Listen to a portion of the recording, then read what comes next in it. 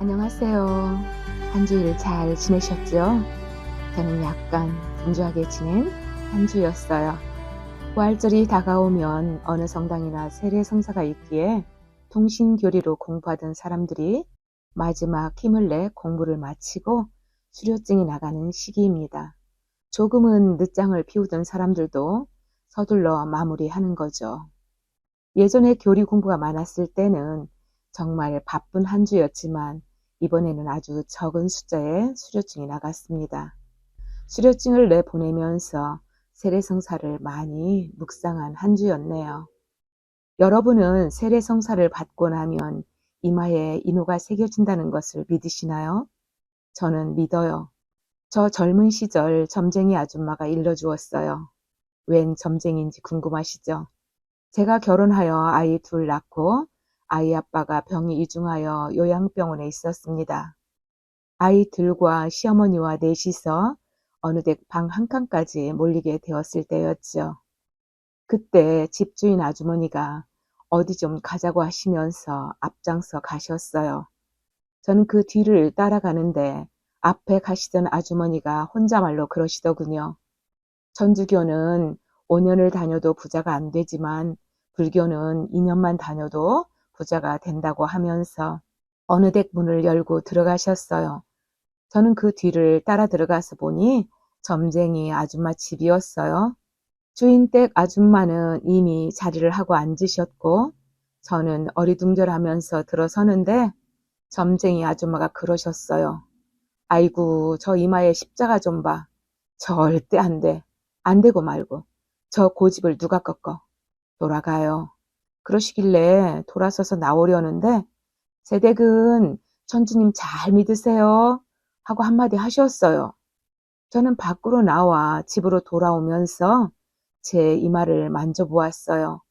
제 눈으로 한 번도 본 적이 없는데 점쟁이 아줌마 눈으로 확인시켜 주다니 마음이 좀 그렇더라고요. 미국에 와 어느 자리에서 그 이야기를 했는데 어느 수녀님이 말씀하시더군요. 수녀원에 입회하여 종신서원 하시기 전에 어머니가 돌아가셨는데 하도 많이 울고 있으니 호랑이처럼 무서운 고모님이 수녀가 그렇게 울고 있다고 야단을 쳐서 울지도 못하고 있다가 사모제 날 일찍 가서 시컷 울어보려고 산소로 올라갔답니다. 올라가던 중 웅성거리는 소리에 그쪽으로 가서 보니 이장을 하고 있던 중인데 파놓은 묘지 안에는 두 골 이마에 십자가가 선명하게 나타나 있었기에 모두 웅성거리고 있더라는 거예요. 그곳에 신부님도 계셨는데 그 신부님이 사진은 찍었고 신부님께서는 밖으로 나가 너무 이야기하지 말라고 당부하셨답니다. 찍은 사진에는 나타나지 않았다고 했고 수녀님께서는 예비자 교리를 할 때마다 써먹으셨다고 하셨어요. 그래요. 우리 눈에는 보이지 않지만 우리는 하느님의 자식으로 도장 찍힌 자들입니다. 예전에는 인후에 대하여 종종 이야기했는데 요즘은 들어본 기억이 없어요. 사순 시기가 끝나고 부활절이 되면 우리 모두는 세례갱신을 합니다. 저는 세례갱신을 할 때마다 희미해진 인후가 다시 빛을 낼 것이라고 믿고 있어요. 그리고 늘 의아하게 생각하는 것 한 가지. 저는 마귀보다 보는 눈이 없다는 것이요. 분명히 마귀가 우리보다 영리해요. 그래서 유혹에 빠지지 않도록 조심하라고 그리 당부하시나 봐요. 성서에도 사람들보다 꼭 마귀가 먼저 알아보고 고백하잖아요. 마태복음에서 하느님의 아드님이라고 고백하는가 하며 마르코복음 1장 24절에서는 나자렛 사람 예수님, 당신께서는 저희와 무슨 상관이 있으십니까? 저희를 멸망시키러 오셨습니까? 저는 당신이 누구신지 압니다. 당신은 하느님의 거룩하신 분이십니다. 그리고 하나만 더요. 마르코복음 5장 7절에도 지극히 높으신 하느님의 아들 예수님 이렇게 고백하는 거 보세요. 저는 지금도 이렇게 확실하고 정확한 고백을 한다? 글쎄요. 그래서 믿음으로 고백한다고 하느님의 자녀가 되지 않는다고 하잖아요. 우리는 믿고 성장하여 십자가의 의미를 제대로 알아듣고 예수님을 따라가야 한다고 합니다. 그러면 성장한다고요. 그 성장은 성령의 열매를 보면 알 수 있다고 했습니다. 성령의 9가지 열매 중 저는 온유를 이번 세례갱신 때 청해 볼까 하네요. 그 온유는 우리 힘으로는 안 되고 온전한 온유는 우리 주님만이 할 수 있다고 했어요. 온유를 제가 정확히 이해하도록 설명해 준 분이 있었어요. 선착장에 배를 매는 곳이 있는데 배 주변에 폐타이어를 달아놓은 것 보셨죠?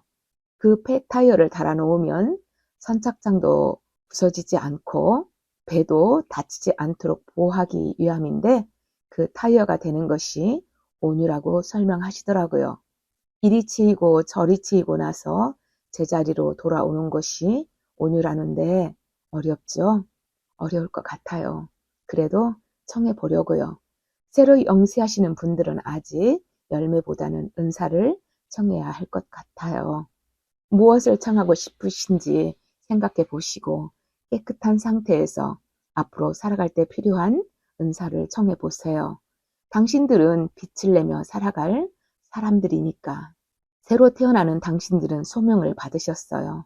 그 소명은 목숨을 달라고 부르시는 것이죠. 그러면 우리는 사명의 길을 가야 합니다. 소명은 목숨을 쓰는 것, 그러니까 시간도 쓰고 돈도 쓰고 재능도 쓰겠죠. 기왕 살아가는 것, 우리가 왜 사는지 알고 살아간다면 행복하지 않을까 싶어서요. 저는 자녀들이 여러 명 있어요. 이 세상을 먼저 떠나간 이도 있고요. 쉬고 있는 자녀도 있고 열심을 내어 하는 자녀도 있어요. 이 모든 이들이 도장 찍힌 자들이기 때문에 하느님께서는 빛을 내어야 할 때 빛을 낼 수 있는 힘을 주실 것입니다. 여러 가지 이유로 쉬고 있는 하느님의 자녀들도 주눅들지 마세요. 당신들이 쉬고 있다 해서 하느님은 당신들을 잃어버리지 않으셨을 거예요. 하느님은 우리를 당신의 백성으로 부르시는 이유는 계획이 있으실 거예요. 그 계획이 무엇인지 우리는 살면서 찾아가야 할 것입니다. 저는 우리를 이 세상에 내신 까닭은 하느님이 기대하신 무언가가 있을 것 같아요.